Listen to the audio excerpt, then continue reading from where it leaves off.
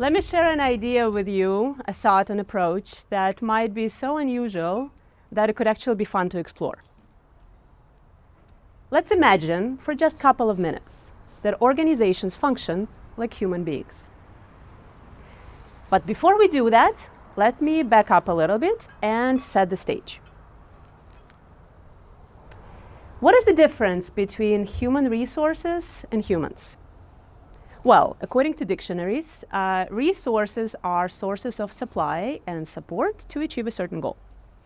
And company resources are possessions and assets that help companies to benefit from them.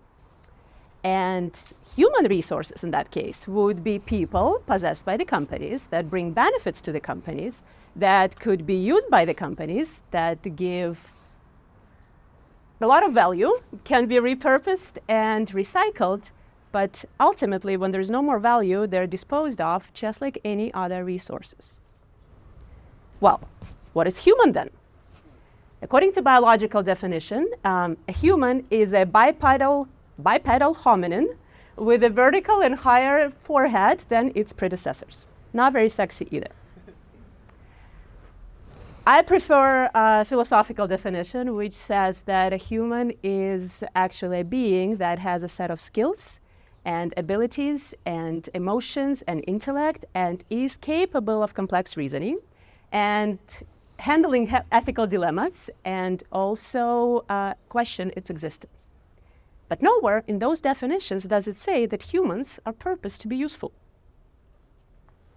Statistics by Glassdoor and Society of Human Resource Management actually has released to all of us that 76% of employees feel like a number in their organization. 63% of employees feel completely undervalued by their employers, while 42% of employees have no idea how their organization is properly structured, what their role in the organization is, and that actually affects their productivity.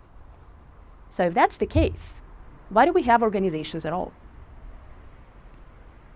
Well, you see, for centuries, humans have clung to each other for social and physical survival. And we have created social groups. We also have a basic human need for certainty, order, security, getting rid of chaos. It gives us a sense of a personal control. And so we have created organizations that bring order to our social groups. If you think about your average day, you probably engage in about 6 or 7 organizations. You take kids to school, you go to school, you enter a public bus system, you go to the store, you go to the bank, bar, I don't know what else you people do, but there's a big chance that within those list of organizations, you have no idea how most of them function. And neither do you care, as long as they deliver the outcomes that you're looking for. And if that's the case, why then organizations spend so much time on two-dimensionalizing and simplifying and compartmentalizing everything that goes on inside of organizations? I don't even know if these words exist, but that's what they do, by dehumanizing it all. Maybe, just maybe, there is a more human way to look at all of this. So let's imagine that the organization can function like a human being. Human beings are the most perfected systems in the world that we know today. What is a system? Is a set, a group of interrelated and regularly interacting entities that form a unified whole. Why do I say that it's the most perfected system? Well, because science still cannot prove or explain quite a lot of things about humans. For example, how does water break and timing work at birth? How do we retrieve dreams? What is consciousness? How do we retrieve long-term memories? And yet, here we are, you and me, for thousands of years, functioning, loving, grieving, connecting, procreating, and it's been working so far, semi-successfully, but it's been working. If we assume, just assume, that organizations function like human beings, maybe they're structured like human beings, which means that every department could be an organ or an organ system. So let's take a not so quick tour around our organ systems, shall we? Integumentary system is the first system that actually helps us meet the world. And it's the system that also protects us from the surface harm. In the organization, that would be a sales department, because believe it or not, their job is not only to introduce us to all the potentially good clients, but also to protect us from all the potentially bad clients. The next, we would have a set of systems, which is a muscular system and a skeletal system. And a skeletal system's job is to firm up the body and provide support for it, but also to protect internal organs. And a muscular system actually provides flexibility, strength, and mobility to the skeletal system. So in organizations, that would be all the departments that are connected with a direct cost, that make sure that the company actually has something to sell and the products and services are actually happening. For example, production, construction, so on. The next one on the list would be digestive system. And the job of a digestive system is to take the food from the outside, break it down into nutrients, and nourish the body. In terms of the organization, that would be all the departments that take the external data, process it and break it down somehow, and bring it inside the organization for the further operations. So that would be your customer service department, estimating department, logistics, purchasing, or anything that fits the bill. The next one on the list would be a circulatory system. Circulatory system circulates the blood and provides oxygen and nutrients to the cells. In organizations, that would be an HR department, because believe it or not, even in today's 21st robotic century, people are still the blood of the organization. Then on the list, we have a respiratory system. And respiratory system's job is to provide oxygen to the blood.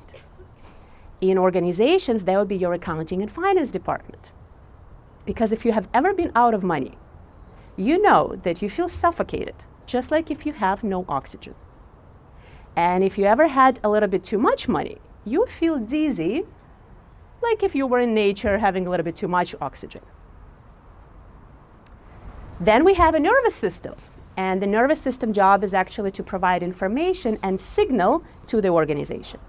And, well, to the body, but in organizations, that would actually be your IT department and any department that has to do with diagnostics and metrics. We have more. We have a set of systems, actually. We have an excretory system, and we also have a lymphatic system. And the job of lymphatic system is to protect us from big harm in the environment. But the job of excretory system is actually to dispose the waste out of our body.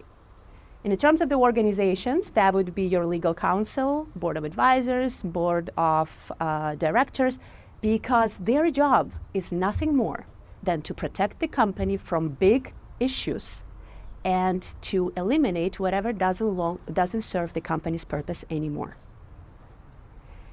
And the last set of systems would be the endocrine system and the reproductive system. And endocrine system's job is to provide growth for the body, and reproductive system would be reproducing this body into the form of multiple little bodies.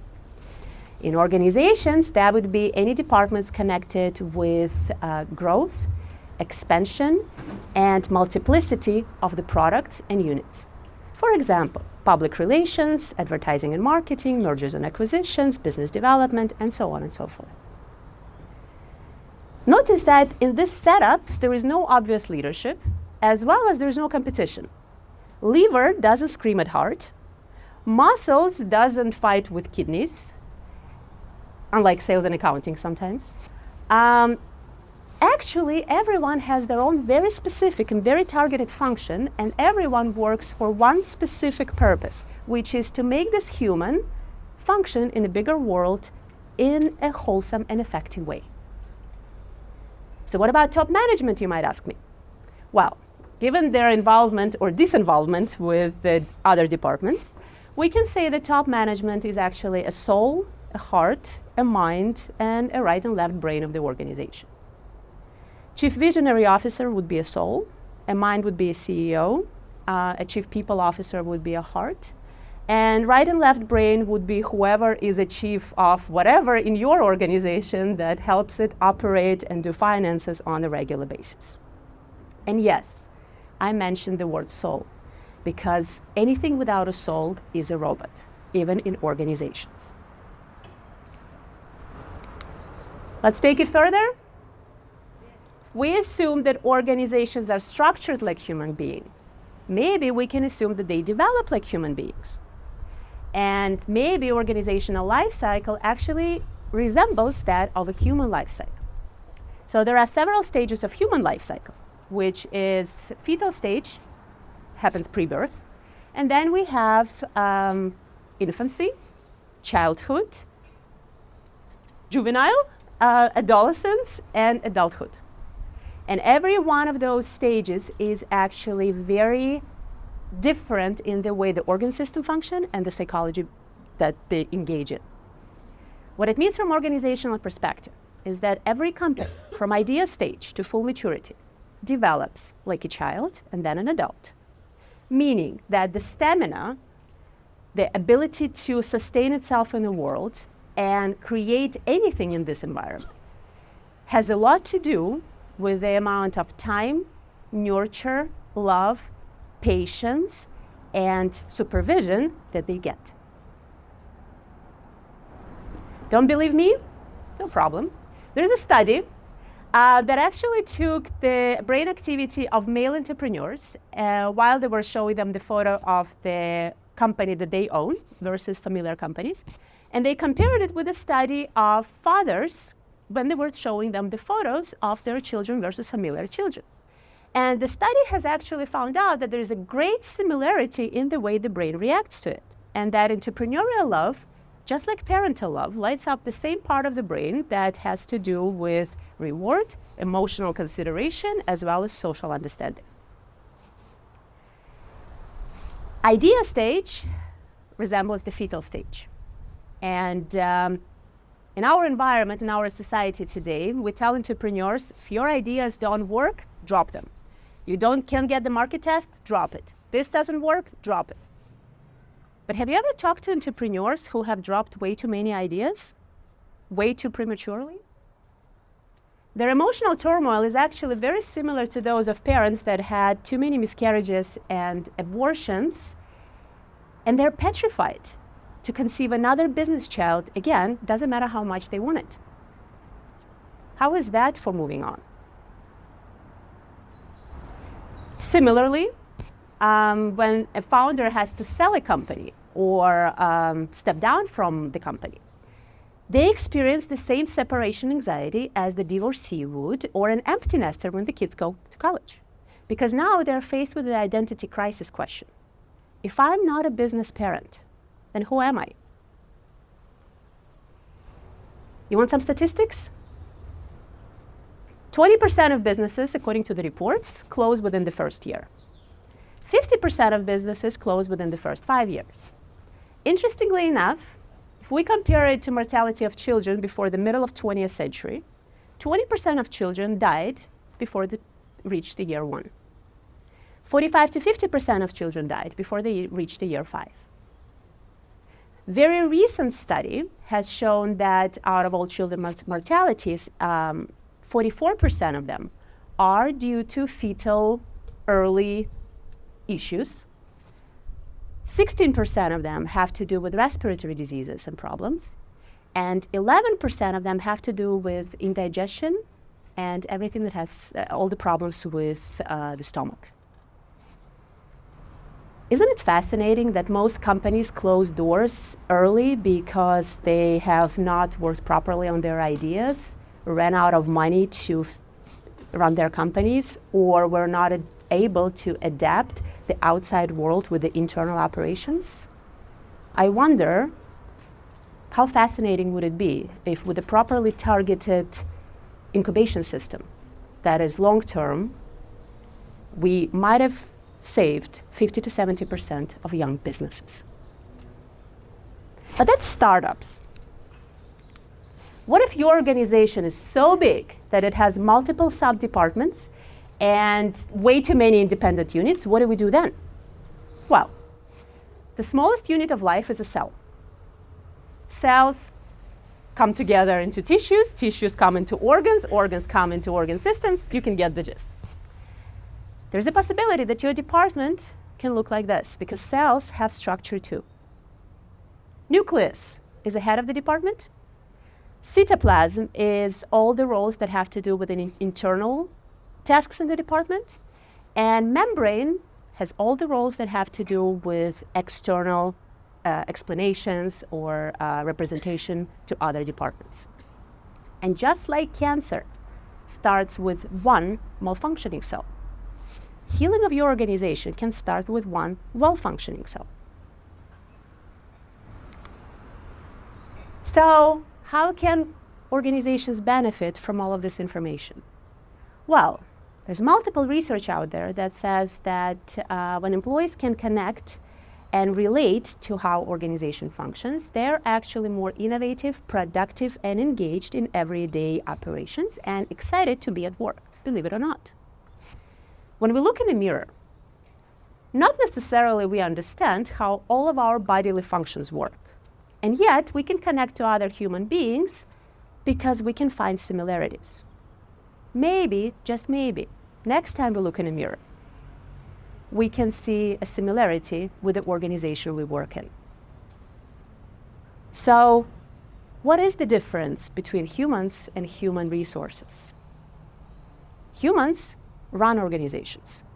Human resources are run over by the organizations. You make your choice, but better off, let's humanize organizations together. Thank you.